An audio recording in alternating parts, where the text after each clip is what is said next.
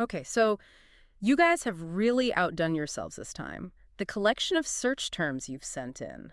I mean, wow. Talk about a glimpse into what's making everyone tick when it comes to the stock market, huh? It's fascinating, isn't it? It really is. I mean, we're talking everything from the names of those big indices, the ones everyone always hears about, to those kind of like infamous moments in market history, Yeah, right? those flashpoints that really grab the headlines. Exactly. And it really feels like you've handed us a roadmap to like break this whole thing wide open? You've given us the guide to decode the market, basically. Exactly, because we've got everything here. Searches on the S&P 500, the Dow Jones, NASDAQ, then historical events like, Black Monday, and then the tools people are using, futures, stocks, even down to where you guys are getting your information from. Mm. Like, are we talking traditional news, social media? It's all in here. And let's not forget the broader market themes, right? Like anxieties around bear markets, talk of potential crashes. It's all represented in this data. Right. And yeah, I mean, it's a lot to unpack, but that's kind of what we do here, right?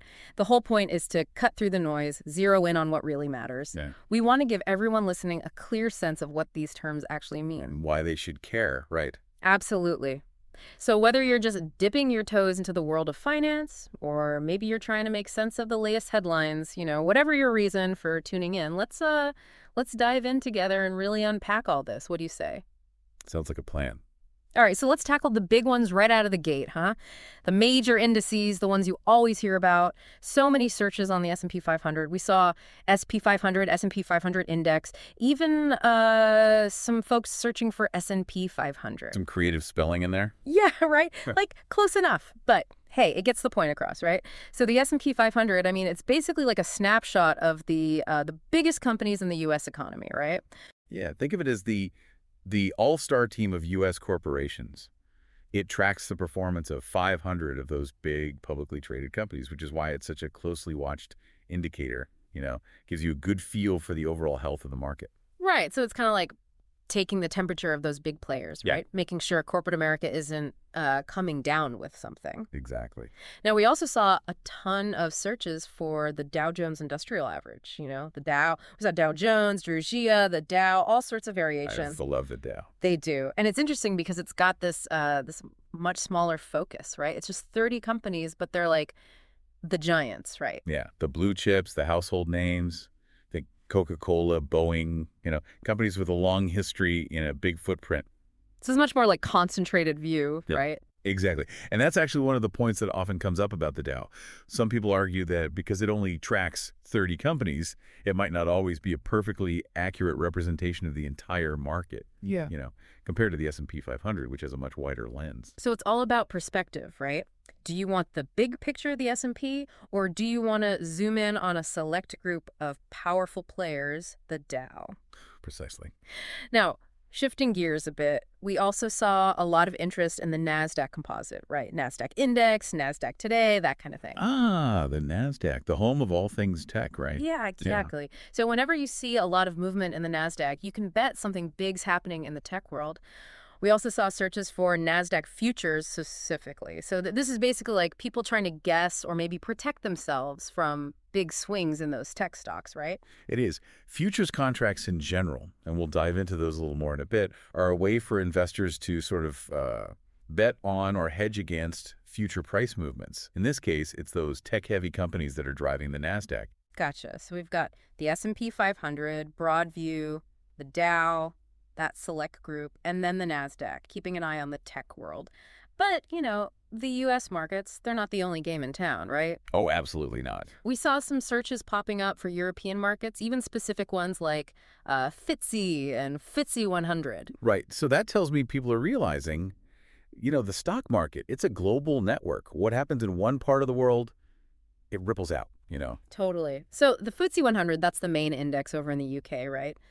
Tracks the top 100 companies listed on the London Stock Exchange. And then, of course, we had a few searches for global markets more broadly, Right. which makes sense, right? If you're really going to understand the stock market, you got to think big picture, global scale. Oh, and even a search for Dow Jones Index, which I think just shows people are still trying to figure out all the different flavors of the Dow. Yeah, the industrial average is definitely the most famous one, but there are others under that umbrella, right? Like the Yeah. Dow Jones Transportation Average, the Dow Jones Utility Average. Right. It's a whole family of Dow Jones indices. So now let's actually talk about what's being traded on these exchanges. Stocks. No surprise there. We saw stocks today, stocks live, stocks to buy now, even a few stocks markets thrown in there. People want to know what's happening, and they want to know now. Real-time information is key, right? So to break it down to the basics, a stock is basically a little piece of a company. You buy a stock, you become a shareholder, you've got a stake in that company, you share in its successes, and yeah, its failures too. And those searches for stocks today and stocks live, they show that people really want to track the value of those shares moment by moment, right? Yeah, They want to know how much their piece of the company is worth right now. absolutely. And then, well, things get a little more interesting when we start talking about A futures. little more complex, maybe. Yeah, maybe a little, but don't worry, we'll break it down. So we saw a bunch of searches around futures, like futures market, stock market futures, and then specific ones, Dow futures, S&P 500 futures, NASDAQ futures, you name it. Right, so think of a future as a sort of uh, a promise, a contract. It's an agreement to buy or sell something. It could be a stock index like those you mentioned, or commodities like oil, gold, even agricultural products like corn or wheat at a certain price on a certain date in the future. Right, so it's kind of like saying, hey, I think the price of oil is going to go up, so I'm going to lock in a price to buy it at today, even though I won't actually get it until later. Something like that. Exactly. And investors use them for all sorts of reasons. Some use them to try to profit from those predicted price movements. Others use them to protect themselves against potential losses, to hedge their bets. And those searches for when do futures open, they tell us that the timing of these agreements is pretty important to a lot of people. Makes sense. It's all about timing, right?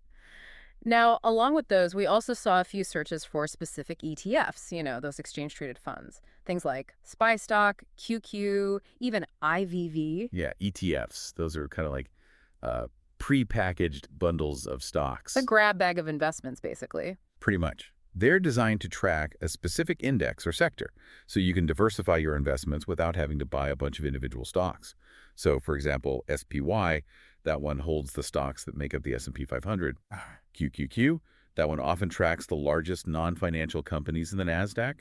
And IVV, that's another one that follows the S&P 500. Okay, so it's like instant diversification. You don't have to pick and choose every single stock. You just buy the whole basket. Exactly. They're a pretty popular way to invest, especially for folks who maybe aren't super familiar with picking individual stocks. Gotcha. Now, let's face it, the market doesn't always go up, right? We all know that. And we saw some searches reflecting that, like the anxieties around those big market downturns. First up, Black Monday. We saw a ton of searches for Black Monday 1987, specifically. Yeah, that one's burned into a lot of people's memories, right? For sure. It was a huge crash, massive decline in stock markets all over the world, happened on October 19th, 1987, a single day that had a lasting impact. And, it's interesting because we also saw a search for Black Monday 2025. Uh-oh. People are worried about the future. Well, it seems that way, right? It's like the possibility of another big crash, it's always lurking in the back of everyone's minds. But, we can't predict the future, so who knows what'll happen. Now, besides those sudden, sharp drops, we also have to talk about those more sustained periods of decline, right? The bear market. We saw people searching for bear market. What is a bear market? All that good stuff. Right, so a bear market, basically it's when stock prices have fallen by at least 20% from their recent highs, and they're showing no signs of bouncing back anytime soon. So it's not just a dip, it's like a prolonged slump. Exactly. And it's usually tied to worries about the economy slowing down, maybe even slipping into a recession. It's a sign that investors are getting nervous. And then, of course, we have the more general term, market crash, which usually refers to those rapid, steep drops like Black Monday. But it doesn't necessarily have to be a full 20% decline to qualify as a crash. It's more about the speed and the severity of the drop. So it's like a crash is sudden and dramatic, while a bear market is more like a slow burn, a prolonged downturn. That's a big way to think about it. Now, to keep up with all this, you got to know where to find good information, right? And your searches actually gave us a pretty clear picture of where everyone's turning to for their news. We saw Yahoo Finance, Finance, Yahoo, Yahoo Finance, all pointing to that popular website. It's a classic, right? Yahoo Finance. It's been around forever. It has. And then, of course, we saw the traditional news outlets like CNBC Futures and CNN Money showing that people still rely on those sources. Even the CNE Times popped up, proving that old school newspapers are still in the game. And then we also saw searches for Fidelity investments, which makes sense, right? If you're a Fidelity customer, you're probably checking their website for updates. But here's the interesting part. We also saw searches for Trump, Truth Social, Trope, Truth Social, and sometimes even alongside Donald Trump tariff stock market. Now that is interesting. What do you make of that? Well, to me, it shows how much social media has become a part of the financial landscape. People aren't just relying on traditional news anymore. They're looking to social platforms, to influencers, even to political figures to try to get a sense of where the market's headed. And it really underscores how information and market sentiment can be shaped by all these different voices. It's not just about the numbers anymore. It's about the narratives that are being built around those numbers. I think you're right. It adds a whole new layer of complexity to trying to understand the market. It does. And then we also saw more general searches like stock news and best news, which just shows that people are hungry for information. They want to stay in the loop. And they want it from sources they trust, right? Absolutely. Okay, so let's get down to brass tacks here, the nitty-gritty of how the market actually works. The sheer volume of searches we saw around when does the stock market open and when does the stock market close, with all those variations, like what time does Dow Jones open, it really highlights a fundamental piece of information that a lot of people are still trying to figure out. It's the basics, right? When can I buy and sell? Exactly. So for the New York Stock Exchange, where a lot of these major stocks trade, regular trading hours are typically 9:30 a.m. to 4:00 p.m. Eastern Time, Monday through Friday. And, the fact that so many people are searching for this, it tells me it's worth repeating. It's important information to have. It is. And then, there are all those other terms that pop up, like pre-market trading, which shows that people are aware that trading can happen even before the official opening bell. Right. So even before the market opens, there's already action happening behind the scenes. Exactly. Pre-market trading allows investors to buy and sell stocks before those regular hours begin, although it's usually lower volume and the prices can be a bit more volatile. Gotcha. So it's like the early bird gets the worm, but maybe also a little more risk involved. Something like that. Yeah. And then you have all those searches for live stock market live, current stock market now, which all emphasize the desire for real-time information, right? Yeah. People want to see what's happening in the market this very second. It's like everyone's glued to their screens watching the numbers tick up and down. Pretty much. And for those who like a more visual representation, we saw searches for stock market graph and Dow Jones chart, even just Dow chart. Charts and graphs are a great way to see those historical trends, to get a sense of how the market has behaved over time. It's all about finding the way that works best for you, right? Whether it's numbers, charts, news headlines, whatever, helps you make sense of it all. Now, we also saw a lot of searches that were clearly trying to figure out the why behind all those market movements, right? Things like, why are stocks up today? Why is the market up today? Or on the flip side, why is the market dropping? People want explanations, right? They want to know what's driving those changes. For sure. They want to know if it's something they should be worried about or if it's just, a normal blip on the radar. And of course, the big fear for a lot of people, judging by the search, is the stock market crashing? Is that possibility of a major downturn? It's a natural concern, especially after seeing what happened on Black Monday, right? Absolutely. And then connecting this back to real-world events, we saw that search for Donald Trump tariff stock market. And when do tariffs go into effect? Right. Tariffs, trade wars, those are things that investors watch very closely because they can have a real impact on company profits and on overall market confidence. They add a layer of uncertainty, right? Because tariffs are basically taxes on imported goods, so they can affect companies that do business internationally. And sometimes they lead to retaliation from other countries, which can further disrupt those trade relationships. It's a complex issue, and it's definitely one that investors factor into their decisions. Now, let's zoom in on a few specific companies here. We saw mentions of GE stock and TSLA pre-market, which tells us people are interested in individual company performance, not just the overall market. Yeah, those are popular stocks for sure. GE, General Electric, that's a long-standing company with a lot of history. And TSLA, well, that's Tesla, the electric car company. Right, and the select pre-market search shows that people are really interested in those pre-market trading hours, especially for those high-profile, actively traded stocks. It's like they want to get a jump on the day, see what's happening before the market officially opens, and then, we can connect this back to those ETF searches we talked about earlier, like SPY stock price and QQ stock.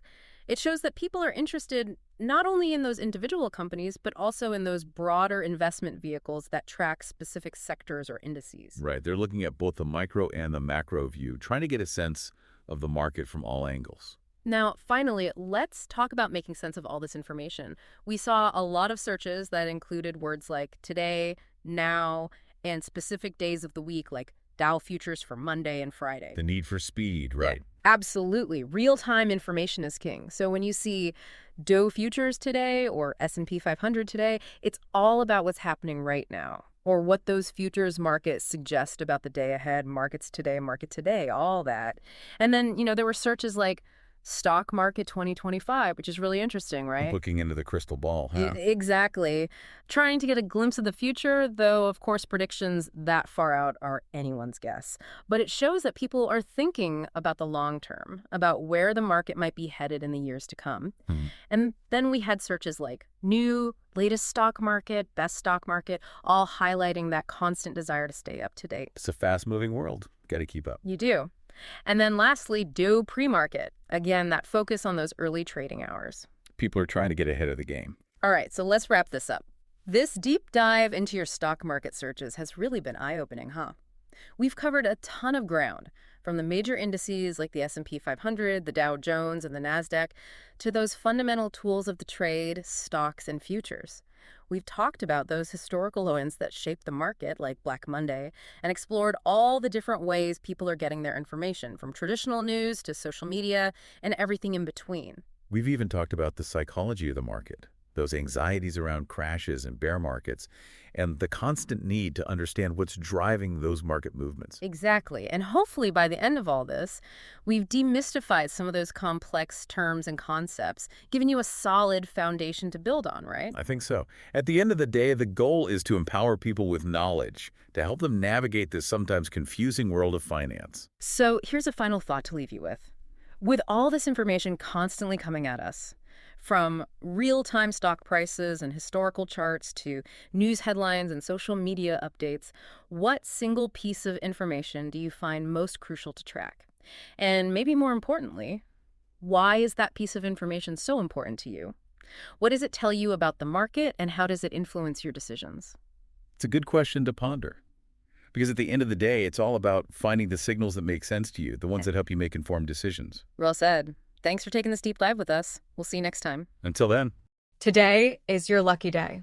Today is the day that our $3 website works for you, paying you directly to your PayPal daily. Imagine $3 ongoing continuous payments to your PayPal account. Imagine falling asleep and waking up to $300 in your PayPal account. How would this make you feel? How could this help you? What bills could you pay? What kind of fun could you have? What does that retirement look like now? All for a one-time payment of $3. This website is DFY done for you, fully built and completely hosted, and never stops collecting payments for you. You have spent $3 on coffee on a regular, but that coffee won't help you create multiple streams of income. Click the link below.